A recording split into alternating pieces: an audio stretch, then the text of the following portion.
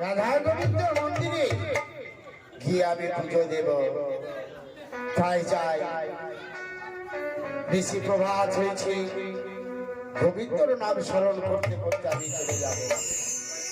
হলো নিশি ভোর, হলো সাহাবেদ,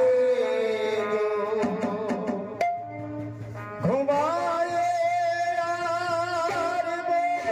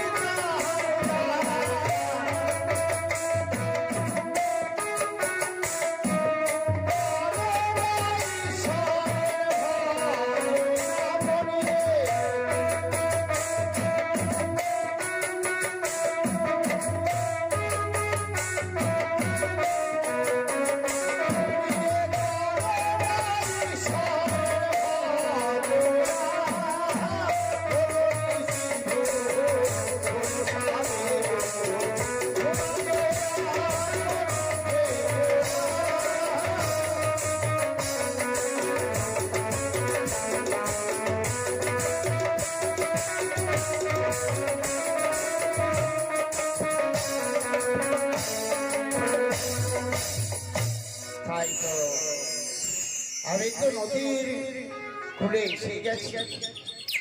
দেখে করুণ আর্তনাদ কেন ভেসে আসছে নদীর বক্ষ দিয়ে রমণীর কণ্ঠস্বর। গোবিন্দ, কোন রমণী যদি কোনো বিপদগ্রস্ত হয় আমাকে শক্তি দিয়ে তাকে যেন আমি রক্ষা করতে পারি। স্বামী গো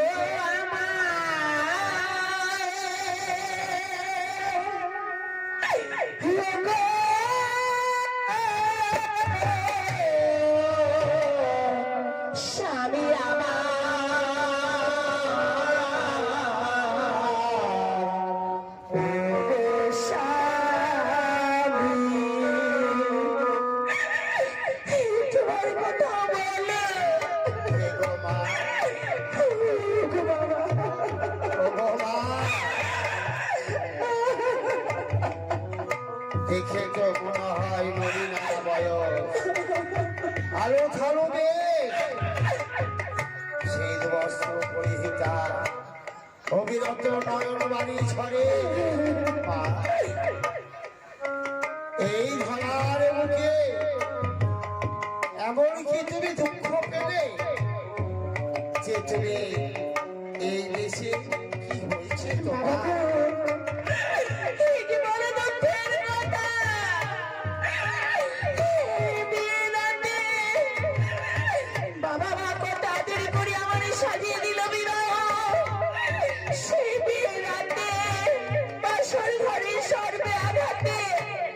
স্বামী গেল আমায় ছেড়ে, সেই স্বামী বন্ধু ধারণ করে এই সাগর জলে আমি ভেসে চলেছি। বিয়ের আগে বাসরে প্রাণপতি তোমার ছিঁড়ে গেছে, তাই এই সাগরী জলে তুমি আজ পাড়ি দিয়েছো। বাবা জননী, কতদিন ধরে এই সাগরী জলে তুমি পাড়ি দিয়েছো? আজ ৫ মাস ধরে এই দুঃখের সাগরে আমি ভেসে চলেছি বাবা। কি বলে ৫ মাস ধরে এই সাগরী জলে তুমি পাড়ি দিয়েছো? বাবা বলতে পারে জননী এমন কি আহার করেছো তুমি? আমি কোনো কিছু আহার করিনি বাবা, একটুমাত্র জলে আহার করিনি। এই সাগর জলে তুমি পাড়ি দিয়েছো। ধন্য ধন্য তুমি নারী।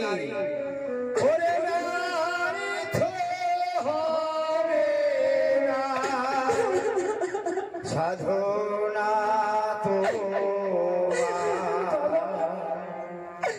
মিথ্যা হবে না।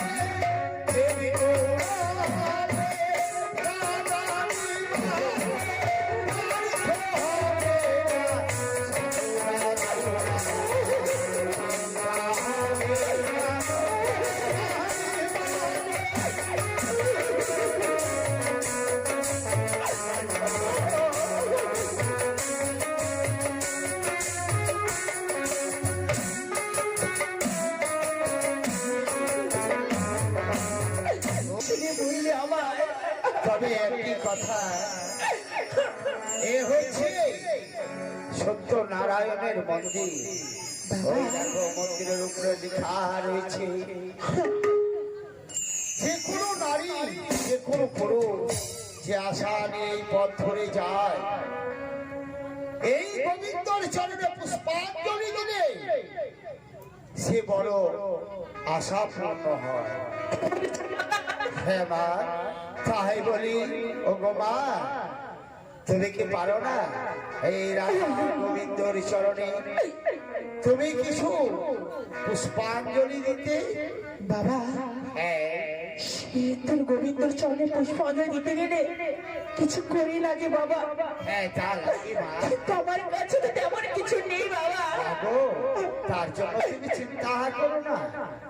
কালকে গিয়েছে একাদশী, আজকে তার পারো না, তাই অনেক মা মাসি ভাই বন্ধু এই এসেছে গঙ্গা স্নান তোমার স্বামীর মঙ্গলের জন্য। তোমার স্বামীর মঙ্গলের জন্য কিছু ভিক্ষা চাইতে পারো না? পারবো বাবা, নিশ্চয়ই পারবো। আমি আমার স্বামীর জন্য আমি